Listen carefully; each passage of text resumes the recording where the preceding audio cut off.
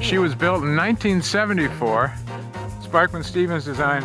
The interior is voluminous. I think you're going to like the price. She's a pretty boat.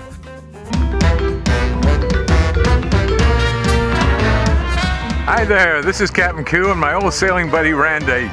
Join us as we travel hither and yon as we look for some great deals on classic boats and learn a little with each one.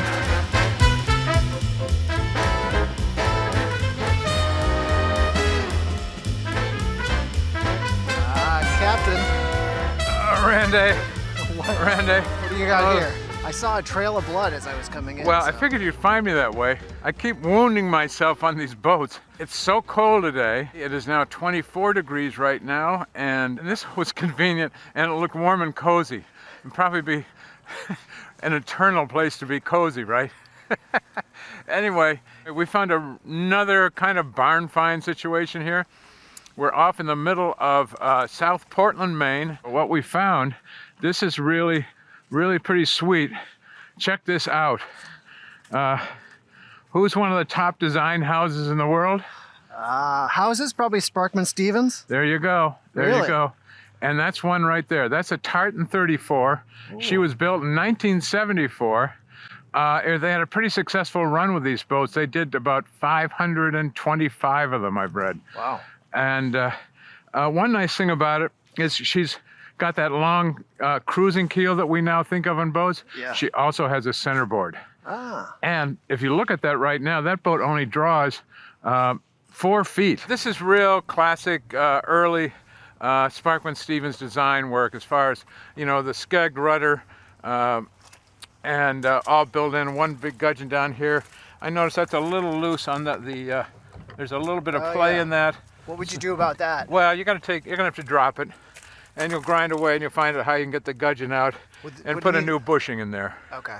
Probably bush that. You won't find that same piece. Is there another bushing or bearing up top here? Oh, there's going to be a bearing upside in here too. That's going to need work. Yeah. But these are small potatoes. Look at how great the gel coat is on here. Yeah. It'll take a polish. It's got some stains in it, but you know what? We can even hit this with undoes it right to start with. Yeah. What about, is this crazing that's going on here? Yep, that is. There is some crazing there. Do you do anything about that? Well, anytime you see crazing in these things, unless there's been some solid hit for some reason, or what's going on, it happened. It's a matter of expansion and contraction over years with the boat and the working of it. All these things really just have to be ground down, and you create a little valley. And then once you create that little valley, then you can come back and fill it in, and it'll go away. I'm going to bet my dollars to donuts that there's no structural issue here with these things. The bottom should be soda blasted. Yep. And clean it right up. I think all these boats, you start out with them new. The prop coming out here, you notice is a little bit offset, and you'll see why that is when we get inside. Yeah, it's not like straight on. No, I think it had to do with an accommodation, having enough room inside the boat so that it didn't take up floor space. But this also may have to do with the offset of the prop wash itself. It'll counteract that a little bit, but I think it's mainly for the room inside. And you'll see this is buried very low. Huh. The engine's right down in the bilge. It's quite low. We've seen that before a few times. So not unusual. I think even is it like a 2 degree Sabres do that now, don't they do that a little bit? Yep, they sure do. A couple degrees offset. Yep. There's a pretty big through hull right here. An engine water intake. Yeah, it looks big enough to be one. For an intake. And if you notice down here, we have some icicles. So there was probably a little water in the bilge, may have gotten through to the centerboard drain and just drained down there. That gives you an idea of what we've got. Tell me about the hull shape in this bow. She's reasonably full bilged. A nice big broad centerboard and leg area down there in the keel, because you've got to house the centerboard as well, so it's going to be a little broader than it might be. But it's a soft entry. It's a cutaway bow, and usually when we talk about cutaway bows on these boats, most all of these boats have a cutaway section, because it's relative to the old schooner where the bow just came right down and it was really full length. So this is the part that's been cut away, if you will, in all these designs. A nice shape to her, pretty boat, very pretty boat. Yeah, what is it going to be like underway, comfort-wise? Oh, she should be reasonably comfortable. There are numbers for comfort level that have been put into the Sailboat data online, and you can go in there and they'll give you a figure that will represent the level of comfort at sea, whether or not the boat is very light and she'd be hammering around in the sea, or whether she's heavy and she's going to be a musher. They don't use the term musher, that's ours. Yeah. Would you say this one's a musher? This is going to be a musher. This will have a nice soft Sparkman Stephens ride to it. And again, coming in 74, it's close after on the heel of wooden boat design from S&S. No, she's very pretty, very pretty.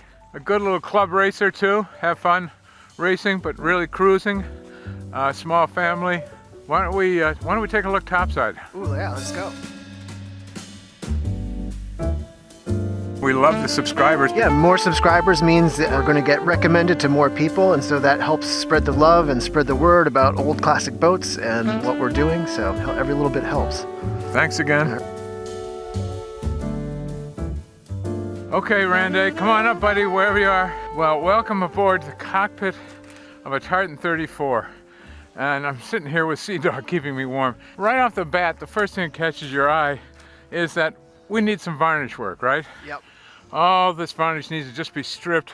They've put some, I don't know what they put on here, but it looks like a household stain or something. Yeah, almost, exactly. Yeah. But I think it'll come off pretty nicely. Oh, yeah. And you'll be really happy with it. This is a tiller-driven boat, and this will hinge up out of the way when you're, when you're at home and home port, and the cockpit's filled with people. Nice sized deep well cockpit. The seat backs are adequately high enough to keep you in. We like the height here. Little winch pockets for your winch handles. And little Variant, what do we have here? Variant 24, Variant 21 winches. Little babies. Just a little single speed. It's only a 34-foot boat. You don't need giant winches on this boat. And if you don't need to carry a big headsail either. Here is the boom for this boat. And if you look up at the forward end of this, you'll see all that gear up there. There's a little male piece sticking out of there that you put a handle onto, and this is a roller furling boom from the old days. Yep. Okay, the new booms, they roll the sail into the boom. The old days, they wrapped it around the boom, and those still work. Yeah, do you like them? You got it, use it. Yeah. You know, if you want to rig up a jiffy rig, it is faster. But just the shape and the condition of the spars itself, that's in right shape. This spar looks like it's, I don't know, like the original. It's the original spar, I'm sure, and it's in great shape. This could be a freshwater boat in many ways, because I'm not seeing the salt water pitting that you see normally. Now, she's been in salt water here, and this boat was actually sailing about 2 years ago, in 2019. When I came up aboard earlier, I opened up the hatchback here just to look at the lazarette. Yeah. And actually, there's a little step down there too. That's interesting. A little teak thing here. This looks ratty right now, right? But you know, the wood is not bad. You could dig out the thiacol and put some fresh in there. There is some pressure water on the boat, and here's a faucet for a shower. Probably just a cold water shower. Aft there's push pit. You know, a spot for a dorade back here. That should have a cover on it right now. I shouldn't leave that out in the open. That should have the actual scoop on there just to keep things going. And here's the backstay turnbuckle. But here are all the shrouds. It's hard to say what condition they're in. So they don't look bad. I'm not seeing spikes on them offhand. You'd probably want to replace it. But if you're just getting the boat, want to go sailing, like we always recommend, take the boat out, go out, sail some light air, some around your neighborhood, check things out, see how it feels. The winches are in great shape too. Can you hear that little click? Yep. That's a nice sound. That's the little pawls, which are little things that drop into gears around there, all doing it and not stuck in old grease. I'm going forward. You want to go forward? Yeah, let's go check it out.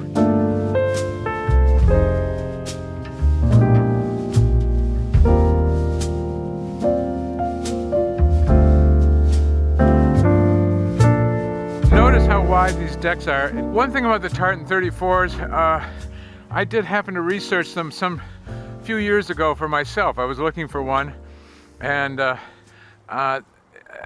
they had a tendency to have some soft decks in places, sometimes around the chain plates and sometimes around the cabin. I can't quite tell if if what we're looking at is the original non-skid or it's been redone. I have a feeling it might have been redone because both Randy and I have stomped up and down the decks, and there's been no sponginess that's come up to meet us. We got a nice teak tow rail running the whole length of the boat, and it's pretty high here. Up on the bow piece there's some nice fair leads for your dock lines. Oh yeah, those are kind of neat. Yeah, they're all welded in there, so that's a pretty solid piece there, plus a nice bow roller. There's a little chain pipe right there, dragged down. This is a small boat, and you're just going to probably haul the anchor up, lock it in forward, maybe drop the chain all off the forward deck so you don't have it exposed up there. Right off the bat as we go by here, we got a couple little Dorade boxes. Not surprising on a Sparkman Stephens boat, right? They invented these, and you notice there's a hole right through the deck. The mast is stepped on the keel. There's no center cabin hatch on this boat, so you might think there's going to be dark down there. Right. But I think we might be surprised when we get down there, huh? Yeah. How are your hands doing? Ready to go somewhere out of the wind. Okay, let's head below. What do you say? Yeah, let's do it. Come on down, buddy. Oh, thanks. It's really cozy down here. This is a little bit warmer. At least it's out of the wind. It's out of the wind. That's the only thing that makes it warmer. And it just brings back our friend Ernest Shackleton, doesn't it? Really pretty nice down here, you know? A surprising amount of room. I'm sitting in the main saloon. Actually, it's the only saloon. There is a nice big single here, oversized single here. We have a backrest here that, as you see, it will fit right into the slots and be used as a lee board here as well. Over on this side, we have storage for your library books, clothing up here, dry. All the woodwork in here is pretty good.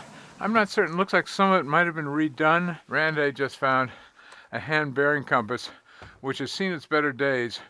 But this is something that you aim at a distant feature on land, like a lighthouse or a point of land or a buoy even, and it will tell you what the compass course is to that particular item. And you take a bearing on it, and then you find another one, you take a bearing on that, and you draw those two lines on your chart, and where they cross is where you are. Got a little storage area here. Dinner is directly adjacent to the table. If you look overhead, something's gone on here. There's a hole here for the pipe for this exhaust for the propane cabin heater. Now that would normally live right about here, about like so. Yep. And they put a nice ceramic backstop on here to prevent it from scoring the wood, and that went up through here. This probably leaked, and you can see how this has been warped, and somebody said, well, let's cut this piece out or take this piece out and yeah, so we can find out where the leak is coming from and deal with it. No apparent drips or heavy duty drips. They're on the windows. She's generally in very nice condition up here. We have our galley table, and these are always a little cute to raise and lower. This has two legs to it that go down, and each leg will fold up on the table, and there's just a spring-loaded clip up here, and that's up and out of the way. How's that? Pretty tidy. There's a filler piece here, and we're going to try this for the first time, but just to give you an idea of how comfortable you might be. Oh yeah. Wow. We're going to test this. Randy. It looks pretty great. Yeah. Pillow. Oh, look at that. Oh, all right. I'll do that. Holy smokes. But this is really nice. And I'm hardly using any of it. And look at this. I like this. Getting out of the bunk. Tell me about this cabin stall. It looks a little different to me. Yes. Well, this is a parquet sort of thing. It's a little more inexpensive to put in. I believe this is original. A lot of boats coming from Asia and so forth like to use this. And if you damage it someplace, it's kind of easy to replace a tile rather than a whole chunk of wood. The bilge is right under here while we're looking down this direction. Here's the bilge, but this is all part of the centerboard mechanism here. Oh, that's the cable that would raise and lower it? Yes. An interesting pan there. Oh, maybe a dustpan. Yeah, we have a little dustpan here that could be used. I think we're missing the original grate. We have a great opportunity here in this galley. We just happened to notice at the last minute that we're missing something. But you know what would work in here fine for you right off the bat? Oh, I think I know. A C-swing. Right there, too. Yep. Live right there. Good storage lockers back up in here. Nice sliders. It's all very neat. Definitely an undoes it moment. Yeah. Because a little undoes it will clean this whole boat up very nicely. A nice little galley sink. Basically 34-foot boat. We don't need doubles. The best thing here, I really like this, and you see this on some smaller, older boats, a well-insulated icebox. Now, what's so nice about that icebox? Well, hold on one second. Can you see something? Hello? Yeah, it's from the cockpit. You got that? Right? Yeah. Okay. So, Oh, interesting. we've got a pressure water valve here. Oh. So there is pressure cold water. I don't think there's a heater on board. Okay. You see just one knob there. Yeah. And you've got a hand pump. And this is going to be a soap dispenser, I'm pretty certain. The engine under this ladder? You think it's behind it? I mean, I got to lift this whole thing out again? Oh, that seems like such a lot of work. Why did I just do this? Why did I just pick up this? Oh. Yep. Yeah. Or this is an atomic four with an interesting installation. We've got a power line alternator here, but that looks practically brand new. We've got to take this apart to figure it out, but it's belt driven coming off the engine somehow. And that comes off and runs a pump down here up to your cooling system. All the plumbing and everything is quite good, isn't it? Yeah. And the wiring is all fresh. Yep. Um, Now, with these gas engines, you usually have to have a blower of some kind, right, to clear out the vapors and the fumes? You should have a blower, but of course with these you can also just take off the top and let them air out. Okay. In the old speedboats and things, you could do that. But there is a pipe coming up here, and that goes to a vent, which will actually bring air into the engine as well. And there may be a blower to exhaust from that too. This is a little unusual, but their best attempt to give you a place to do some chart work. And I'm kind of wedged in here, but this is the chart table. Yep. So, you see when the table is down, when the chart table is broken down, then you have all the space here, and it's quite deep. We've strained ourselves a little bit here because this cushion is sitting on two large sails. We're trying to adjust things in the cold today, and so we left them in here. But they've left, the boys at S&S left a room so that you can actually sit up here. This has a carry-on head, so it's just a, what do you call it, a porta potty. Which is simple again, just for day sailing, you know, limited, take your stuff home with you. But there you go. And so you better understand it, let me show you what else we have. Oh, we've got a twofer. We got a twofer here on a 34-foot boat. Nice stainless steel sink. There is pressure water coming up here to wash your hands, brush your teeth. A little towel rack. Very tidy, just neat and tidy. Ooh, very nice square lines. It's got an opening port there. Oh, that's a low rider. Low yeah. That's real low to the Well, ground. you mentioned a composting head, and this is a perfect location for one. A nice size, there's enough room for it, and you can vent it up. There might even be almost looks like there's a vent hole there. There's a part of a durate, I guess. And good storage behind each, and a nice bright light here. That'll light the whole room up. And I like the opening No port. shower or shower? No shower here, no. Okay. No. And it's just pressure cold, but there is a outlet, I think we pointed on the cockpit, for a cockpit shower. Yeah. So I'm going to close this fur, and you close your fur. Now both furs are taken care of. And now, again, S&S. They're going to put you in a real bunk, right? These are almost rectangular bunks. Look at that. Oh yeah. See, look at the headroom under this hatch. Yeah. And that counts. You don't discount it's under a hatch. No, that's headroom. And there's the chain locker up in there, and it's huge, really a big one, but still have room for 2 decent-sized berths. Is there storage under there? Under here, Yeah. you've got the drawers here, so I see. that's going to take up that space. Just happened to come across this. This is a sort of a bosun's chair, if you will. You hoist this up on a halyard, you strap it around yourself, and your 2 legs go on either side of this strap, and you're zipped in here like you're on the airplane, right? And then they hoist you up in the mast, and this is going to carry you. I think we're going to try this berth. Let's see if Olin Stephens is a little shorter than I am, I think. Oh, wow. Hey, Randy. Yep. I'm impressed. Comfortable. Look, my feet aren't touching down there, right?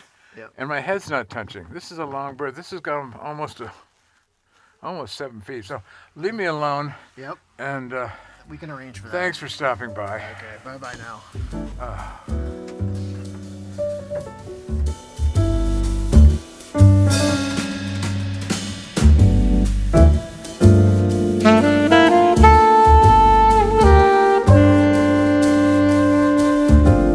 Today we had a chance to slide into South Portland, Maine, where we found an interesting boat languishing in a big vacant lot all by itself. She's a 25-foot waterline boat. It's a keel centerboard. Anybody looking at that is going to appreciate Sparkman Stephens' design work from back then. The interior is voluminous. The main saloon is voluminous. She has V-berths that are not V-berths. We like that.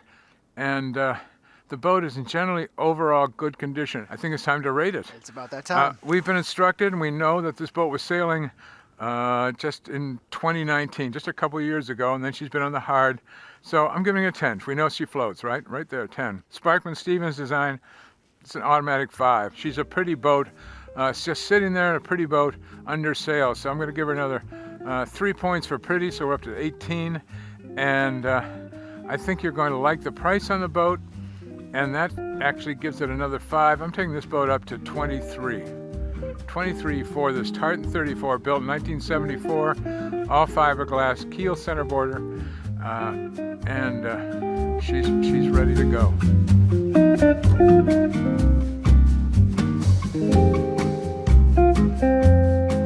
If you like what you see, please hit the subscribe button.